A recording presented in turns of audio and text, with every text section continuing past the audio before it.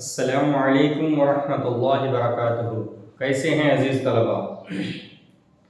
الحمدللہ ابھی تک ہم نے 7 چیپٹرز یعنی 7 جو ہے مضامین ہم نے ختم کر لیے ہیں، ٹھیک ہے۔ اب اس میں سیرت النبی صلی اللہ علیہ وسلم میں سرسری مطالعے میں آج کے ویڈیو میں ہم جو ہے 8واں چیپٹر سٹارٹ کریں گے جس کا نام ہے جوانی۔ اس کے بعد 9واں بھی دیکھیں گے جس کا نام ہے لڑائی رک گئی۔ یعنی رسول اللہ صلی اللہ علیہ وسلم کے جو ہے والدہ محترمہ دنیا سے تشریف لے گئی اور آپ کے دادا بھی جو ہے چلے گئے۔ وہ بہت ہی جو ہے غموں کے 2 پہاڑ تھے آپ صلی اللہ علیہ وسلم کے لیے۔ اب دیکھ لیجئے جوانی کا، اتنے گناہ آلود ماحول، بری سوسائٹی اور مضموم گرد و پیش میں محمد رسول اللہ صلی اللہ علیہ وسلم کی جوانی کا آغاز ہوا۔ جب آپ جوان ہوئے تو ماحول کیسا تھا؟ گناہوں کا ہر طرح سے جو ہے گندگی پڑی تھی، قدم قدم پر فتنوں کا ہجوم اور برائیوں کا جم گھٹا، نفس کی رغبت، الجھاؤ اور میلان کے لیے ہر قسم کی سہولتیں موجود تھیں۔ اس سراپا معصیت ماحول میں عبداللہ کے ذریتی محمد رسول اللہ صلی اللہ علیہ وسلم نے انتہائی تقویٰ، طہارت، پاکیزگی اور خوش اخلاقی کے ساتھ دور جوانی اور عہد شباب اور دور جوانی دونوں ایک ہی معنی گزارا۔ وہ ان قاتلوں، سفاکوں اور لٹیروں میں تنہا صلح و سلامتی کا پیامبر، چوروں، رہزنوں، پیما شکنوں اور جھوٹوں، پیما شکن مطلب وعدہ کر کے توڑنے والے، جھوٹوں میں اکیلا صادق الوعد اور امانت دار، جواریوں، شرابیوں اور بدکاروں میں تنہا متقی، پرہیزگار اور نیک کردار تھا۔ زیادہ سے زیادہ نیکی کا تصور جو انسان کر سکتا ہے محمد رسول اللہ صلی اللہ علیہ وسلم اس سے بھی زیادہ نیک اور صالح فطرت تھے۔ انسانیت کی بلندی کا آخری مقام جو ذہن میں آ سکتا ہے، محمد رسول اللہ صلی اللہ علیہ وسلم کی شخصیت اس سے بھی بہت بلند تھی۔ دنیا کے اندھیرے میں صرف یہی ایک چراغ تھا، زمانے کے خارستان میں اس کی ذات گلاب بن کر مہک رہی تھی، عام رنگ و بو میں بس وہی ایک ذات حق و صداقت کا مرکز اور ہدایت کا روشن مینار تھی۔ یہی ایک انسان ناطق تھا جس کے نطق پر سچائی ناز کرتی تھی۔ ناطق صحیح بولنے والا۔ اکابرین قریش میں تذکرے ہوتے، اے بھائیو، نہ جانے یہ نوجوان آگے چل کر کیا بننے والا ہے۔ اس انداز کا شریف، سچا اور نیک کردار آدمی ہم نے نہ تو دیکھا نہ کانوں سے سنا۔ صاحبو، کسی سے وعدہ کرے تو چاہے زمین ٹل جائے، آسمان ٹوٹ پڑے، مگر یہ اپنے قول سے نہیں پھر سکتا۔ محمد رسول اللہ صلی اللہ علیہ وسلم کی جوانی چاندنی سے زیادہ اجلی اور پھولوں سے بڑھ کر بے داغ اور معصوم تھی۔ قدرت نے آپ کے دامن کردار پر بھول چوک کی پرچھائیاں بھی نہ پڑنے دی۔ یہ آپ رسول اللہ صلی اللہ علیہ وسلم کے آخری معیار اور سیرت و کردار کی معراج تھی۔ آپ صلی اللہ علیہ وسلم کے دشمن اور شدید دشمن بھی آپ صلی اللہ علیہ وسلم کی عصمت، پاک دامنی اور خوش اخلاقی، عصمت کے معنی بھی پاک دامنی، خوش اخلاقی کے قائل تھے۔ تاریخ نہیں بتا سکتی کہ محمد رسول اللہ صلی اللہ علیہ وسلم کے کسی دشمن نے آپ صلی اللہ علیہ وسلم کے پیغام کو جھٹلایا، سارے عرب کو آپ کے خلاف جنگ کے لیے کھڑا کر دیا، لیکن کوئی شخص آپ صلی اللہ علیہ وسلم کی زندگی اور ذات و شخصیت پر تہمت نہ لگا سکا۔ محمد رسول اللہ صلی اللہ علیہ وسلم کی سچائی، راست بازی اور عدل و نیکوکاری سے متاثر ہو کر قوم نے آپ صلی اللہ علیہ وسلم کو امین کا خطاب دیا۔ سب لوگ رسول اللہ صلی اللہ علیہ وسلم کا احترام کرتے تھے۔ بوڑھے قریش محمد رسول اللہ صلی اللہ علیہ وسلم کی بڑائی اور عظمت کو محسوس کرتے، عزت کرنے کے لیے مجبور ہو جاتے۔ جدھر سے آپ گزرتے لوگوں میں چرچے ہونے لگتے کہ عبداللہ کا نیک، سچا اور پرہیزگار بیٹا جا رہا ہے، اور پھر آپ کی تعریفیں ہوتی کہ اس میں یہ خوبیاں ہیں، یہ بڑائیاں ہیں۔ اس طرح سے آپ صلی اللہ علیہ وسلم کی جوانی شروع ہو گئی۔ نیکسٹ 9واں چیپٹر، لڑائی رک گئی۔ مفاسد کا زیر و زبر کرنے والا، قبائل کو شیر و شکر کرنے والا. مفاسد برائیوں کو زیر و زبر کرنے والا، ساری برائیوں کو جو ہے نیچے کر دیا، ختم کر دیا، سارے اچھائیاں جو ہے اپنے منظر عام پہ لیا. قبائل کو جو قبیلے زمانے سے لڑتے آ رہے تھے ان سب کو جو اس طرح سے آپس میں ملائے، آپس بھائی چارگی کر دیے کہ شیر و شکر جیسے دودھ میں شکر گھل گیا ہو. یہ واقعہ ہے ایک مرتبہ جو ہے ایک طوفان سیلاب آ گیا، جس کی وجہ سے جو ہے مکے کے کعبۃ اللہ کے اطراف میں چونکہ پہاڑا ہے تو وہاں سے جو ہے اس سیلاب کے اثر سے پانی سب آیا تو کعبۃ اللہ بھی جو ہے منہدم ہو گیا، گر گیا، کعبۃ اللہ کی دیواریں گر گئی. تو اس کو جو ہے درست کرنے کے لیے تمام قبائل مستعد ہو گئے، وہ اپنی نیک بختی سمجھتے تھے، سارے لوگ جو ہے دیواریں کھڑی کرنے لگے.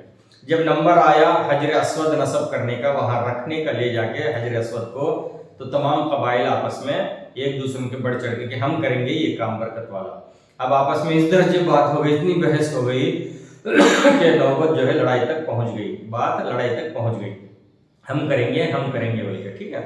اب بعد میں یہ طے ہوا تو ایسا کریں گے، کسی تیسرے آدمی کو ہم جو ہے ثالث بنائیں گے، یعنی جج بنائیں گے. اب رہا مسئلہ کہ جج بھی بنائیں گے تو جس کو جج بنائیں گے تو وہ تو اپنا فیصلہ کرے گا. تو بات یہ طے ہوئی کہ ٹھیک ہے، کل صبح میں جو سب سے پہلے حرم میں، مسجد حرام میں آئے گا اس کو جو ہے ہم جج بنائیں گے، پھر وہ فیصلہ کرے گا کہ حجر اسود کون رکھے گا یا کون سے قبیلے کے سردار یا قبیلہ رکھے گا. ٹھیک ہے. تو بہرحال سب نے متفق کیا کہ ہاں ہم کریں گے، ایسے ہی مانیں گے.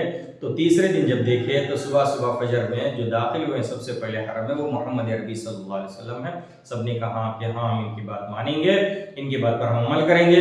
تو آپ صلی اللہ علیہ وسلم نے اپنی فراست اور اپنی جو ہے دوراندیشی سے ایسا جو ہے حکمت عملی کے ساتھ کام فرمایا کہ جو ہے آپ نے ایک چادر منگوائی اور سب کو بلایا اور چادر میں جو ہے حجر اسود رکھے اور سب کو بولے سارے قبیلے کے ایک سردار آ جائیں، سب جو ہے اس چادر کو لے کے وہاں کعبۃ اللہ کے پاس لے آئے.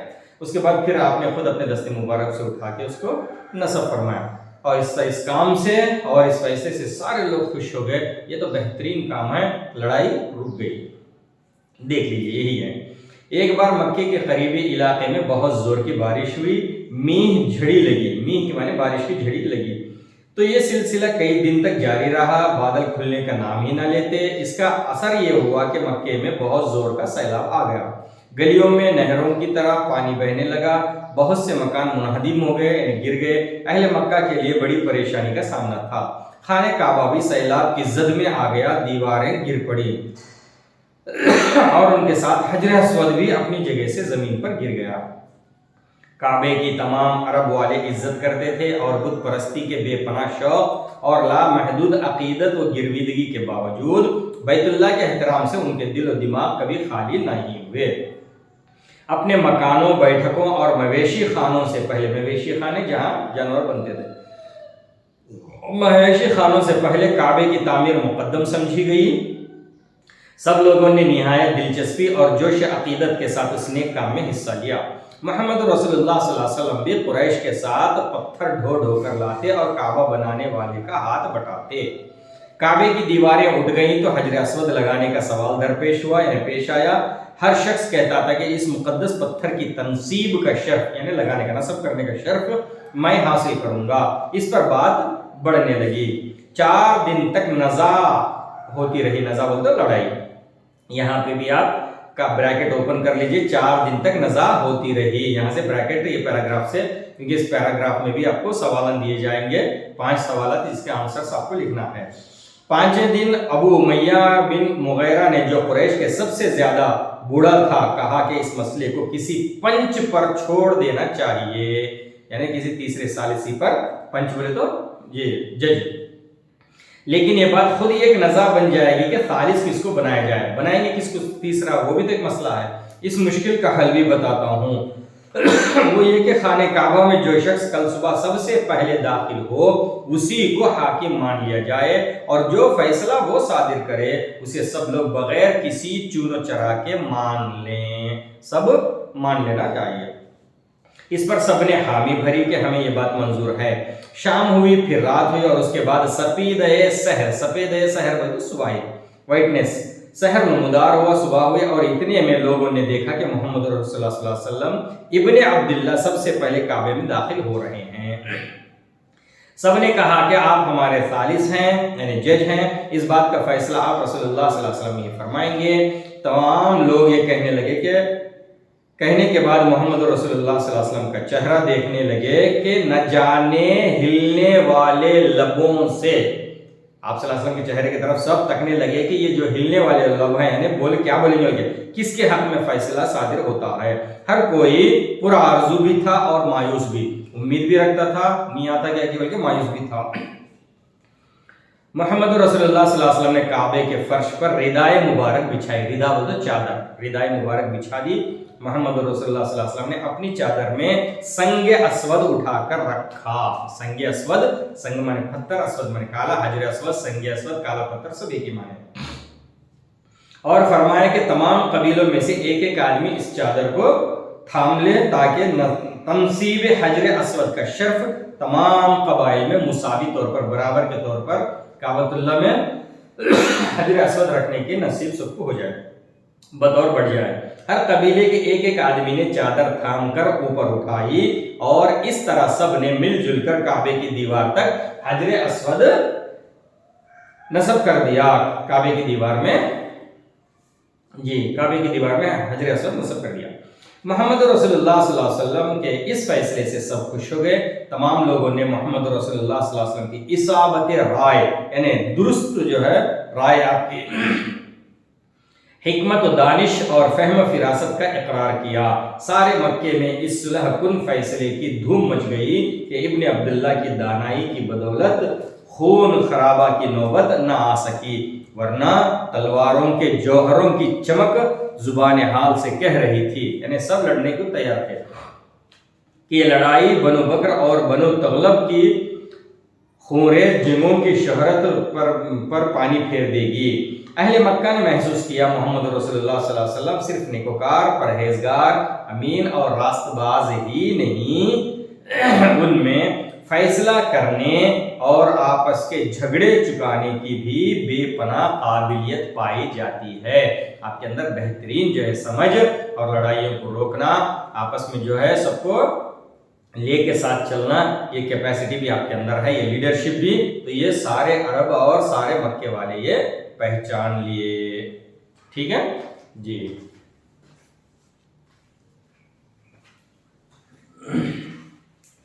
बहरहाल इस तरीके से जो है लड़ाई रुक गई माशाल्लाह से, और सारे लोग जो है आप सल्लल्लाहु अलैहि वसल्लम को परहेजगार, मुत्तकी, उसके साथ साथ जो है आपके अंदर एक लीडरशिप और सारी कौम को लेके चलने की जो है वो सलाहियत है, बल्कि जान ली। ठीक है, चलिए नेक्स्ट वीडियो में हम इंशाल्लाह अगले चैप्टर से आएंगे। अल्लाह हाफिज़।